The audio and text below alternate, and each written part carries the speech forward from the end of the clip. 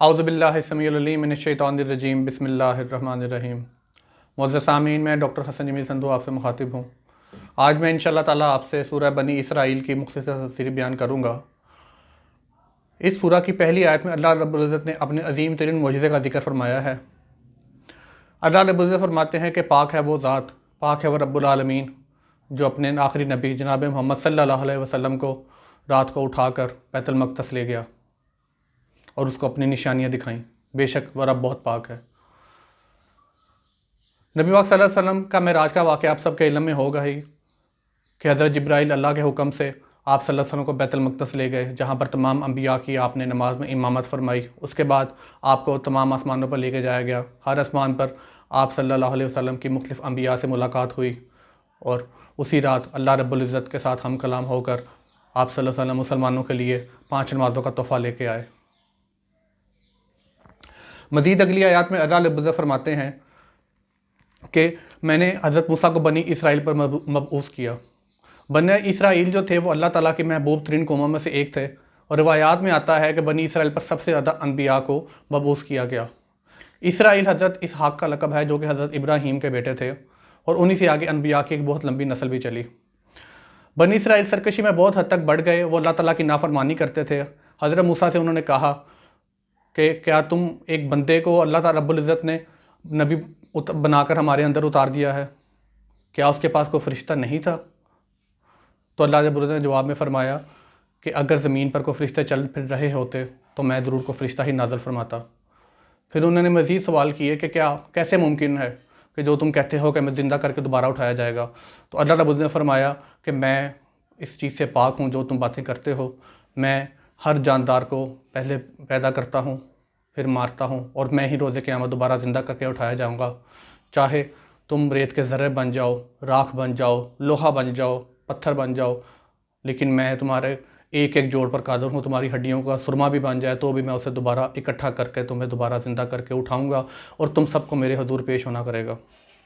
لیکن وہ سرکشی میں بہت زیادہ بڑھ گئے، اور اللہ رب العزت نے ان پر عذاب نازل کیا، جس میں ٹڈیاں بھی تھے، خون کا عذاب تھا، طوفان، آندھی کا، بارش کا، پتھروں کا عذاب بھی نازل ہوا، لیکن وہ سرکشی سے باز نہیں آئے۔ اور کچھ لوگ جو سرکشی میں اتنا بڑھ گئے کہ اللہ رب العزت نے ان کو بندر اور خنزیر کی شکلیں بنا دی۔ مزید اگلی آیات میں اللہ رب العزت فرماتے ہیں کہ مومن وہ ہیں کہ جو ماں باپ کی خدمت کرتے ہیں،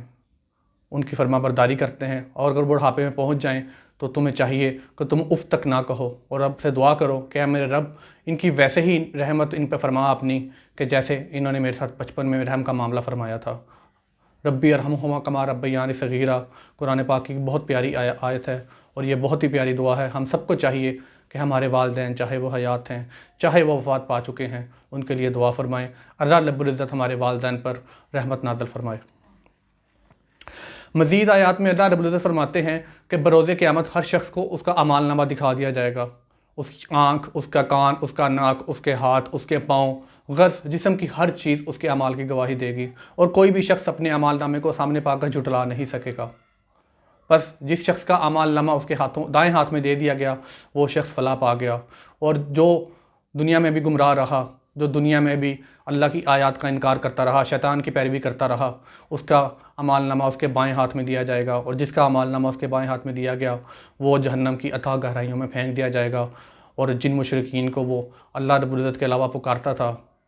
جو کہ نہ اسے کوئی نفع دے سکتے تھے، نہ کوئی نقصان دے سکتے تھے، نہ ہی وہ کسی قسم کی پیدائش پہ قادر تھے، نہ ہی وہ کسی کا موت دے سکتے تھے، اور نہ ہی وہ اس بات پہ قادر تھے کہ جیسے اللہ رب العزت دوبارہ زندہ کر کے اٹھائیں گے ویسا کچھ کر سکیں،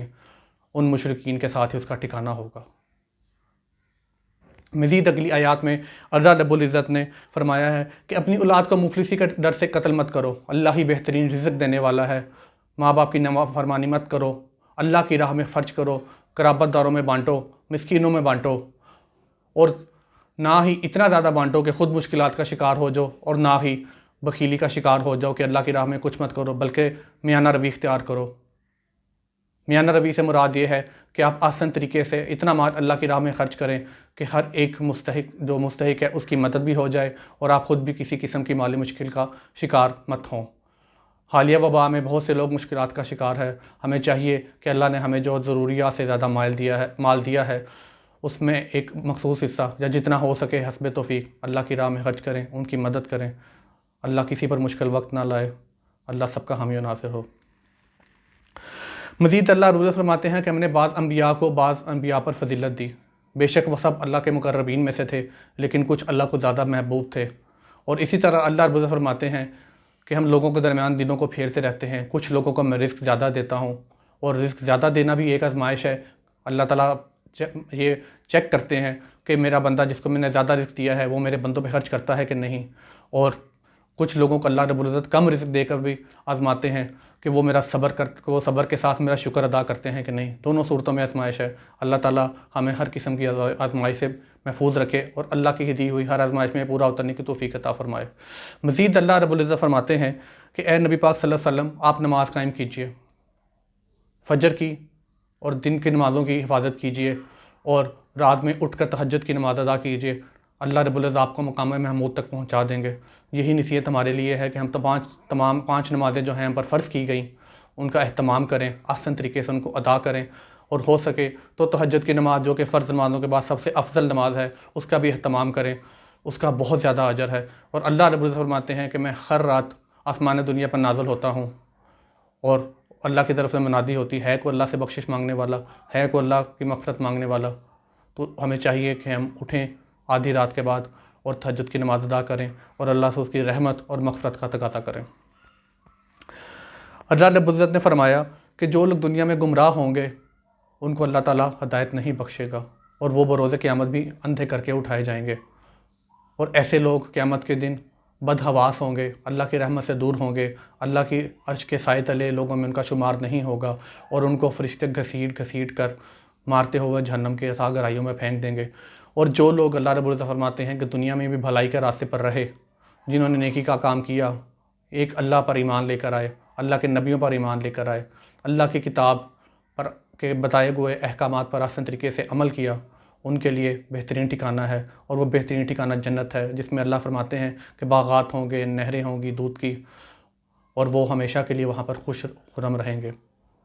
اللہ رب العزت نے اپنے نبی پاک صلی اللہ علیہ وسلم فرمایا کہ میں نے آپ پر یہ قرآن پاک تھوڑا تھوڑا کر کے اتارا ہے، بے شک قرآن راہ ہدایت ہے تمام بنی انسان کے لیے، تمام انسانوں کے لیے، اور ہم نے آپ کو رحمت للعالمین بنا کر اتارا ہے۔ تو جو لوگ